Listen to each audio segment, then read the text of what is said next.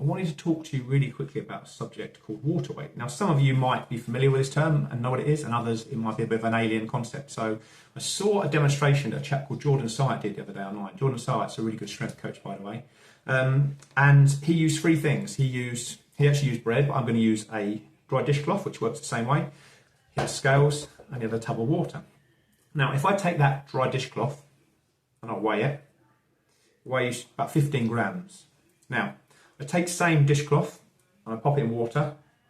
You can probably imagine what's going to happen. It's going to absorb a decent amount of that water.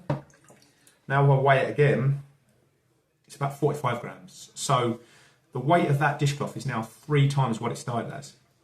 Now, I want you to imagine now that this dishcloth is carbs. And this is what happens when you consume carbs, because water will attach itself to that carbohydrate at a rate of 3 to 4 times. So if I consume 1 gram of carbohydrate, then I should expect 3 to 4 grams of water to attach to that. So your body will hold that much more water, 3 to 4 grams more. Now, obviously, carbs ain't going to weigh 1 gram. Let's say I consume 100 grams of carbs, which is feasible. Then I'm going to expect to maybe have 400 grams of water attach itself to that. Now, as you can see what happened there, if I weighed myself on scales, my weight would have gone up simply by the fact that I've consumed carbohydrates. Now, if I take that same sponge and we reset, so I'm going to now drain all the water out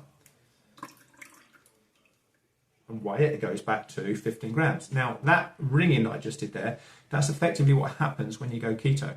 So, over a very short period of time, you can expect to dump weight on keto, because what's actually happening is your body is getting rid of carbohydrates and you're not consuming any more carbohydrates, and therefore you lose all that water weight that you hold on to.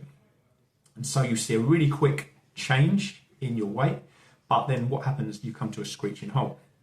And the reason being, the only way you can lose body fat after that is by being in a calorie deficit. So in 2 cases there, one, you consume carbohydrates, your fat hasn't gone up, but essentially your body has absorbed water, and therefore your scale weight goes up. Now, if you go keto, you see the opposite happen. Your body stops taking in carbohydrates, it dumps water, and your scale weight goes down. But in both cases, nothing has really changed, and the only way in either case you can effectively change your body weight is either to build muscle or to be in a calorie deficit and lose fat.